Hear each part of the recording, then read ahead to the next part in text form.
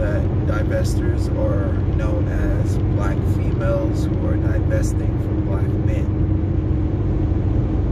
If you notice, a lot of them have done this before, where they have divested, and then what they've done is then tried to recruit more black females to do the same thing. And so some of those tactics that they use, or what they do, is then go back and say, okay, I'm gonna be pro-black for a time period, so then I can open up and potentially draw in other black females. I equate black women, or women in general, of having the beehive mindset. So then that's what they end up doing. They end up switching over temporarily to either be pro-black or say, oh yeah, I like black men, and do all this bull, knowing that they are lying. Some names, Ebony K. Williams has demonstrated some of this.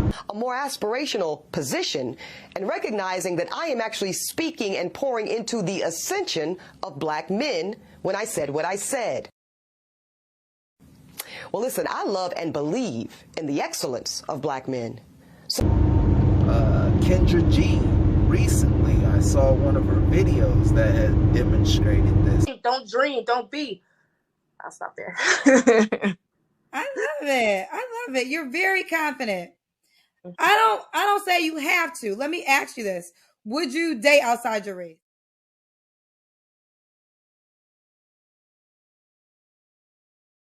I would. Okay. Because you have so much that I feel like you command confidence. I think you're beautiful. I say just keep walking in that realm, and you're gonna. Now rewind it back and ask, what did you mean by that? A few YouTubers that are known, one called Chrissy. I remember way back then when I watched her before. She started out, I assume, a divestor, and then I remember originally, then all of a sudden she was about pro-black movement, and then now, if you see her now, back to complete divestor. Synthetic G, Tariq calls her. She was a divestor who switched over for a small period of time, even got pregnant, and then went back. So I can name off a lot of divestors who use this tactic where they'll switch back, or they'll temporarily be about black and say they're for black and this, black and that, but they ain't around no black, they ain't trying to date with no black man or be with any black man. And then what they'll then do is then hop back over after they recruited several of these black females, because the beehive mentality, most of them will fall trap to it easily. And then all of a sudden now you got another batch of new recruits. And as for what I say when it comes to, if you say you're pro-black, then pro-black, or being about black empowerment and black economy and black community and black relationships, black families, if you are dating outside of your race, you are not that. Point blank and period. You are not that. You do not care. You are not that. And if you say you care, that is some bull. That is a complete contradiction. Because if you do care, you would be with a black man, not some other race. I made this video because I saw a little short I seen it on O'Shea's channel, and it was on Kendra G. It was a woman. I had it as a short as well. It was a woman who, quote unquote, said she prefers black men.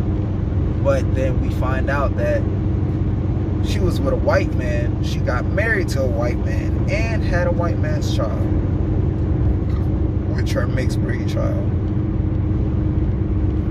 And she supposedly prefers black men. But with that video, of course I'm not gonna make this a short, with that video, I put it up there because I wanted you to notice something. Look at how her facial expressions, especially when she then said, do black men only? She had the most, if you look at her facial expressions, you see how she was almost kind of put off on wanting to even say that she would want to be with a black man. But, quote unquote, she preferred black men. Is black men only?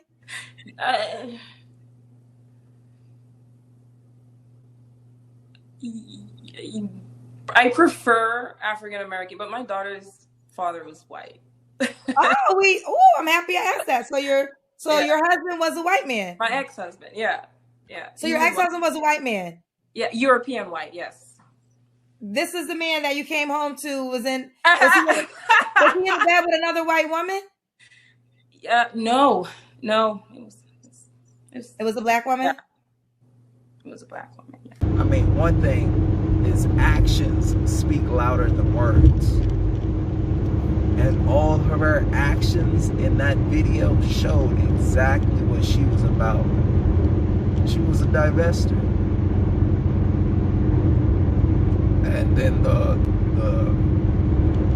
the nail in the coffin was that she married a white man and had a mixed breed child.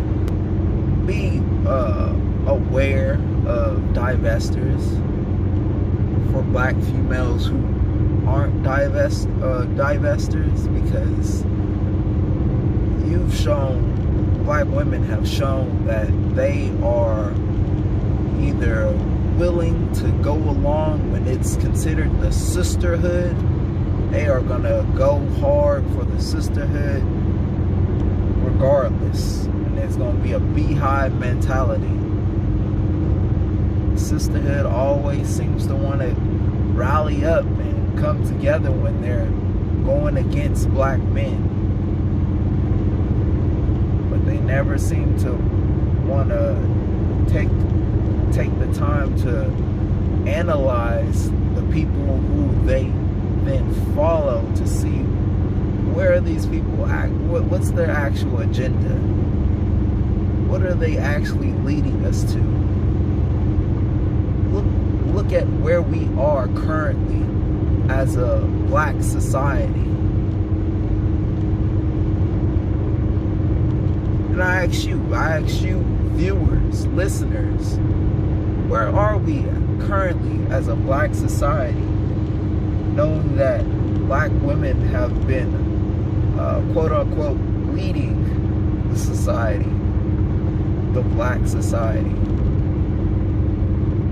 been outdoing black men, been in competition with black men, been trying their hardest for several years, for several decades, to swirl out, to divest out.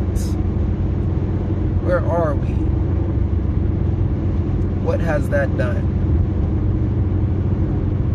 When are you gonna wake up, you black female, wake up and decide to say, hey, this shit ain't working? How about we go ahead and follow our black men or our counterparts, because black women have seemed to want to kind of completely disassociate themselves and consider themselves as their own separate entity from the group. Are we better?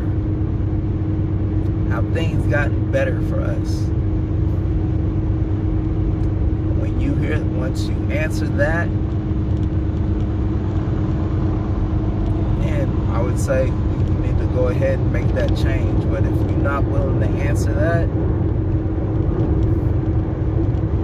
then I guess we're gonna keep on going as things are currently, as we spiral further and further down a hole that is gonna eventually be permanent. Because it's not like this thing is gonna go on forever.